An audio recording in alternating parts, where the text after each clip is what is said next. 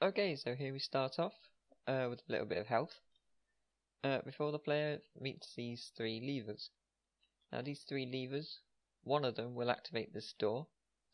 Upon activating an incorrect lever, later on a brazier will appear out the ground with either a red or with a red light to show that they've hit the incorrect one. When they activate the correct one, another brazier will appear with a green light to show that the door has been opened. After that, the player reaches this first gauntlet. I've decided to restrict the player's height for this one, forcing them to crawl slowly through this while dodging these traps, the rail traps. This just emphasises the idea that I wanted the player to slowly progress through this level instead of just charging straight through it without taking any care. After that, they get the first checkpoint, and depending on how fast the player got through that, they'll be either met with this lava pit or this mover. Now this lava pit is just a little bit too far for the player to reach. Later on in the mesh phase, there'll be a light here, again a red light to show stop, you can't progress, go and find the way to make this passable, which is with this mover, which will take you up to the highest level of the map. Here the player has a choice of either going left or right. Going right, you'll meet these pendulums. Going through these, the player will find a lever, which will then open up the path below, so the player can continue through the level. Now, once you get through back through these, going left, the player will go through the door with these squishes. Now I've timed these that the player can get through 3 at a time safely before they'll just be hit by. After going through that, a bit of health regen and a checkpoint before meeting this first puzzle room. Sorry. Upon entering, the player activates a hint. So after jumping up these pillars, activating the lever when they're fully extended starts the second lot. Now I've done that so if the player was to fall, they could easily get back up again, and this second lever stops this second set of pillars. Now I've done that so just in case the player misses one of the armor pickups, they can easily get back up and just grab it quickly. Now, having to go back again, emphasis on going slowly through the level, one at a time through these squishes before meeting the mover again. Now here's the bridge that's risen about the lava before another checkpoint and the most dangerous looking trap of the level.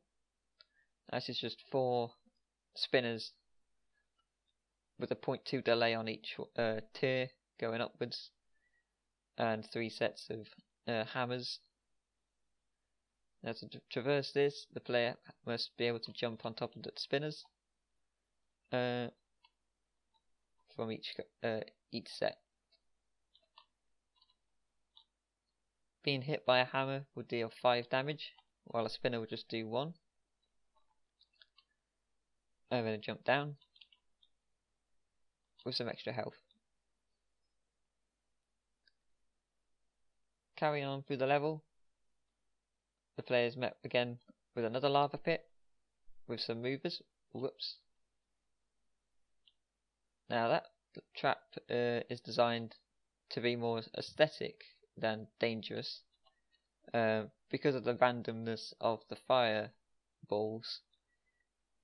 The player can, as you saw, get hit, but that isn't meant to happen as much as it probably would do. So just going back, just missed the mover. Now all pickups in the level don't respawn on player death.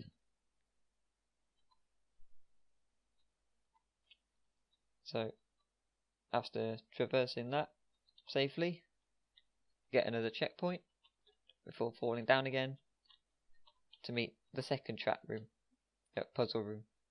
Upon entering, the player will find this deactivated jump pad. To activate it, the player must find a hidden jump pressure plate hidden inside this crate pile, which will then give the player enough momentum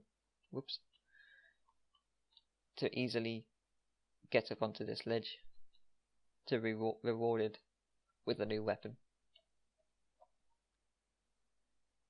Finally, the player will carry on down to the last gauntlet, which is some squishers and some pressure plates,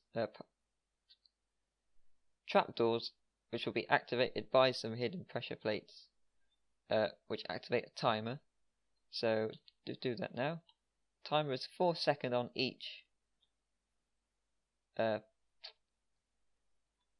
trapdoor, 4 on the first, 8 on the second, just to give the player enough time to get across with this safe zone before doing it again.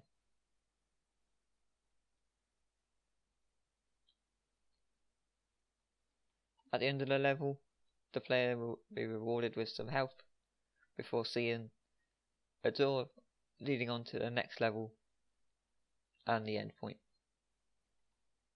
Now, this level should be able to be finished within 4.5 minutes.